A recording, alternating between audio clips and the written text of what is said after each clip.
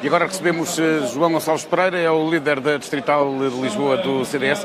Olá João, como é que está a ver este congresso? Olha, estou a olhar para este congresso de uma forma muito animada. O congresso está vivo, as pessoas estão mobilizadas em torno de uma liderança da Assunção Cristas e de um projeto que se prevê que seja ganhador, tal como foi em Lisboa. Pereira apresentou aqui uma moção global intitulada Compromisso de Gerações, em que propõe uma série de alterações internas para o partido, mas também uma forma diferente de olhar para a forma de fazer política e dos políticos se dirigirem à sociedade civil. De tudo aquilo que escreve na sua moção e que são muitas coisas, o que é que elegeria como a maior urgência para os próximos tempos, para que o partido se possa preparar para este objetivo de ser uma força principal na direita portuguesa? Há duas questões, uma interna, outra externa. A prioridade interna é o CDS organizar-se para o crescimento que está a ter e para o crescimento que quer ter.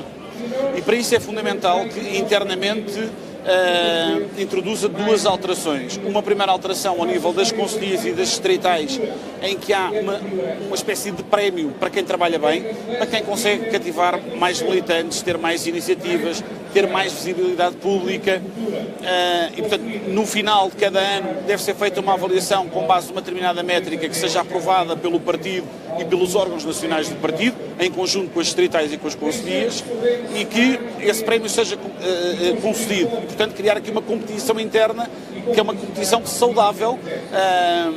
Prémios de produtividade. Uma espécie de prémios de produtividade, exatamente.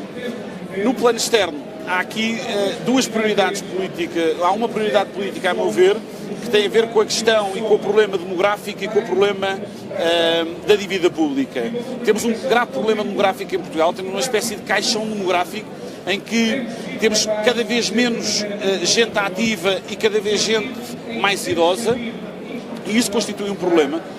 Se somarmos a isso uma dívida pública, que é uma dívida pública que corresponde atualmente a qualquer coisa como 126% do PIB, quando, por exemplo, os tratados europeus dizem que as melhores práticas devem ir para os 60%. Portanto, nesse sentido e nesta moção, nós até fazemos um apelo ao Presidente da República para que, com base na sua autoridade que tem e com a força que tem da população e com a autoridade que tem investida, chamar os partidos políticos e criar um consenso nestes dois desígnios. Por um lado, a redução significativa da dívida pública e, por outro lado, forçar o Governo um consenso político para que haja um investimento em políticas de família e em políticas de natalidade. Portanto, a demografia é, do seu ponto de vista, o grande problema que o país enfrenta nos próximos tempos? É claramente por uma razão. Nós não podemos querer discutir educação, justiça, segurança social, cultura, etc., em termos futuros, se nós não tivermos em conta a questão demográfica e a questão da dívida pública. Vamos ver, as projeções são, elas por si só, altamente alarmantes. Os estudos do INE que saíram, um estudo recente, aponta que daqui a 40 anos, em 2060, por exemplo, Portugal pode perder 3 milhões de habitantes, quase 3 milhões de habitantes. Aponta também esse mesmo estudo que em 2060, em cada 300 idosos, vamos ter 6 jovens. E, portanto, isto levanta um enorme problema relativamente àquilo que é os compromissos e a solidariedade intergeracional e que compromete, evidentemente, as gerações futuras. Hoje em dia, qualquer jovem, e mais ainda será no futuro, à distância de um bilhete da Ryanair ou da EasyJet, tem a oportunidade de trabalhar e viver para um outro país qualquer em que lhe dá mais qualidade de vida e que não tem uma carga fiscal. Ainda agora ouvi o António Pires Lima que estava a dizer que havia um compromisso em que não se devia exceder os 50%. 50% é um exagero em termos daquilo que o Estado vai arrecadar a quem trabalhou, seja ele uma empresa, seja ele um privado. E, portanto, eu até defendo, por exemplo, Deixe-me só fazer uma provocação. É verdade que é um exagero, mas é verdade que parte da responsabilidade desse exagero tem que ver com a prática do último governo do que o CDS fez parte. É verdade. O enorme aumento de impostos não retrocedeu ainda e, de facto, quando o CDS esteve no governo também não foi por aí. Raquel, é verdade, mas o CDS esteve no governo num momento excepcional. Ou seja, o CDS, num anterior governo, e assumiu tranquilamente, que houve medidas e houve políticas que teve de defender que até iam contra o seu próprio ADN.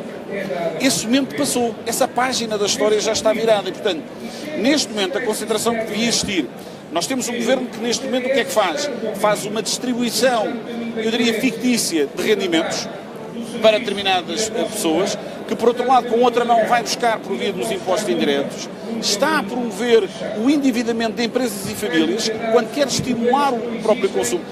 Repara o seguinte, os últimos dados, por exemplo, ao nível da poupança, são assustadores, os piores dos últimos 18 anos. Neste momento, a taxa de poupança anda nos 4,4%. A média da zona euro são 12,3%. Portanto, é uma irresponsabilidade, na nossa perspectiva, é uma responsabilidade a política deste mesmo governo. E, portanto, o CDS tem que ser uma alternativa ao Dr. António Costa e uma alternativa às Esquerdas Unidas. Explica isso às pessoas que aparentemente estão satisfeitas com mais dinheiro no bolso, ou com aquilo que julgam de ser mais dinheiro no bolso. Mas eu acho que as pessoas também, fruto daquilo de um passado recente, em que se viram obrigadas a um esforço, o sucesso que nós temos agora e os números que o Governo apresenta não são por via de políticas económicas, são por via, acima de tudo, do esforço de uma conjuntura europeia e do esforço de muitas empresas. As empresas tiveram uma capacidade, no tal período difícil, em que, em termos do mercado interno, não conseguiam encontrar respostas e viram-se forçadas, em muitos casos, a ter que reduzir pessoal, a fazer despedimentos, a ter uma carga fiscal maior. O que é que as empresas portuguesas fizeram? Olharam para fora. Fizeram aquilo que normalmente o país se dá melhor. É quando tem aquela perspectiva mais atlântica e menos continental. E, portanto, eu percebo a questão. Agora, eu acho que há uma ferida que foi aberta com a última bancarrota e que os portugueses não querem voltar a ela. E, portanto, o discurso responsável de quem está a pensar no futuro, e por isso é que esta moção se chama compromisso de gerações, uma lógica de pensar nas próximas gerações. Não podemos estar a pensar apenas e só para o dia de hoje. É numa lógica do futuro. E, nesse sentido, este Congresso também tem servido para esse mesmo debate e muitas das intervenções que eu tenho aqui ouvido... Deixe-me fazer-lhe uma última pergunta, porque não posso deixar de sublinhar que fez parte da última aventura eleitoral da Assunção Cristas. Exatamente. Era o único vereador na Câmara Municipal de Lisboa. A Assunção Cristas decidiu candidatar-se, subiram de 1 para 4 vereadores. Agora temos este Congresso, depois de há 2 anos haver algumas dúvidas sobre o caminho que esta nova liderança iria fazer. Por um lado sente-se parte deste caminho e por outro lado não treme quando vê a Assunção Cristas dizer com tanta desfaçatez que quer ser a primeira força política à direita? Não, sabe, eu tenho um enorme orgulho, e isto não é nenhuma presunção, de ter desafiado a Assunção Cristas a ir a Lisboa. E o desafio foi uma aposta completamente ganha. E na verdade foi uma aventura onde eu dei o meu contributo, mas que há aqui uma peça central que foi a ambição, a alegria, o ânimo que a Assunção Cristas transportou para aquela mesma campanha. É certo que tinha um partido organizado, unido, que tinha na Câmara, eu tive lá 4 anos sozinho, isolado.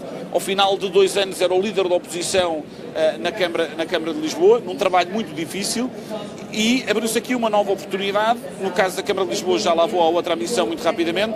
No caso de Lisboa passámos de 1 para 4, portanto nós temos aqui uma obrigação acrescida e a Assunção Cristas está a liderar a oposição a Fernando Medina e portanto isso é algo muito positivo e é uma aventura em que ela continua. Essa aventura não terminou, essa foi um primeiro passo, eu diria eu. Em relação ao partido e em relação ao país, essa ambição, e quando ouço a Assunção Cristas dizer eu quero ser a primeira, o CDS quer ser a primeira escolha ao centro e à direita, eu acompanho perfeitamente e acredito que esse sonho se pode tornar uma realidade. Se no início da campanha disséssemos que o CDS ia ter 21%, eu acho que a maior parte das pessoas não acreditava como não acreditou. Eu desde a primeira hora acreditei nesse sucesso. E, portanto, eu acredito que o CDS com trabalho, a política não é um sprint, é uma maratona. Portanto, com trabalho, com equipa, com mobilização, basta olhar para esse Congresso e ver a mobilização que existe neste mesmo Congresso, o ânimo que existe, eu acho que nós vamos conseguir. E o contexto é favorável, nós temos um contexto favorável e é o contexto da oportunidade. Obrigado. Obrigadíssimo. Obrigado também. E parabéns pela CDS TV. Muito obrigado.